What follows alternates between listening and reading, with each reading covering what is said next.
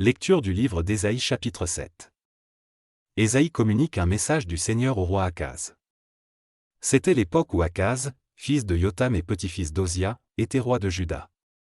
Ressin, roi de Syrie, et Péka, fils de Remalia et roi d'Israël, sont venus attaquer la ville de Jérusalem. Mais ils ne sont pas arrivés à remporter la victoire. On a dit à Akaz, de la famille de David, et à ses ministres, les Syriens ont établi leur camp sur le territoire d'Éphraïm. Le roi et son peuple ont été secoués par cette nouvelle comme les arbres sont secoués par le vent. Alors le Seigneur a dit à Ésaïe, prends avec toi ton fils Shear-Yashub. Va trouver Akaz. Il est au bout du canal du réservoir supérieur, sur la route qui conduit au champ des blanchisseurs. Tu lui diras, attention. Reste calme, n'aie pas peur. Ne te laisse pas décourager par la violente colère de Ressin le Syrien et du fils de Remalia. Ces rois ne sont que deux bouts de bois fumant. C'est vrai, les Syriens ainsi que Péka et les soldats d'Éphraïm ont décidé de te faire du mal. Ils ont dit, marchons contre le royaume de Juda. Faisons-lui peur. Forçons-le à s'unir à nous. Établissons comme roi le fils de Tabéel.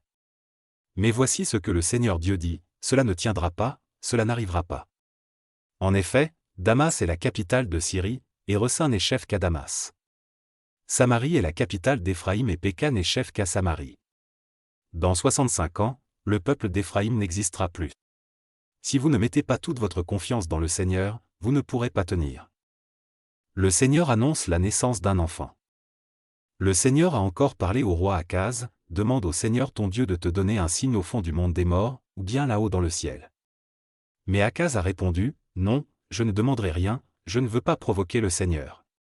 Alors Ésaïe a dit, écoutez donc, vous qui êtes de la famille du roi David. Vous fatiguez les gens, et on dirait que cela ne vous suffit pas. Vous fatiguez aussi mon Dieu. Eh bien, le Seigneur lui-même vous donnera un signe, la jeune femme sera enceinte et elle mettra au monde un fils. Elle l'appellera Emmanuel, c'est-à-dire Dieu avec nous. Il se nourrira de crème et de miel, jusqu'au moment où il saura rejeter le mal et choisir le bien. Maintenant, tu as peur des rois de Syrie et d'Israël. Pourtant, avant que cet enfant soit capable de rejeter le mal et de choisir le bien, les habitants de ces deux royaumes auront abandonné leur pays. Mais le Seigneur enverra des jours de malheur contre toi, contre ton peuple et contre ta famille. Il n'y a pas eu de jour semblable depuis que le royaume d'Israël s'est séparé du royaume de Juda. Cela arrivera par l'intermédiaire du roi d'Assyrie. Les Assyriens envahiront le pays, qui se couvrira de buissons d'épines. Un jour, le Seigneur, d'un coup de sifflet, fera venir les mouches qui sont dans la région où le Nil se jette dans la mer, et les abeilles qui sont en Assyrie. Toutes viendront se poser dans les ravins pierreux, dans les fentes des rochers, dans tous les buissons et à tous les points d'eau. Ce jour-là, le Seigneur se procurera un rasoir de l'autre côté du fleuve Euphrate. Il s'agit du roi d'Assyrie. Oui, il vous rasera la tête, tous les poils du corps et même vos barbes. Ce jour-là aussi, chacun élèvera une vache et 2 chèvres. Elles donneront tant de lait qu'on pourra manger de la crème.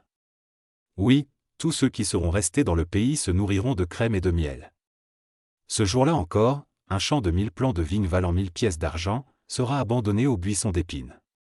Tout le pays en sera couvert, et des gens viendront y chasser avec un arc et des flèches.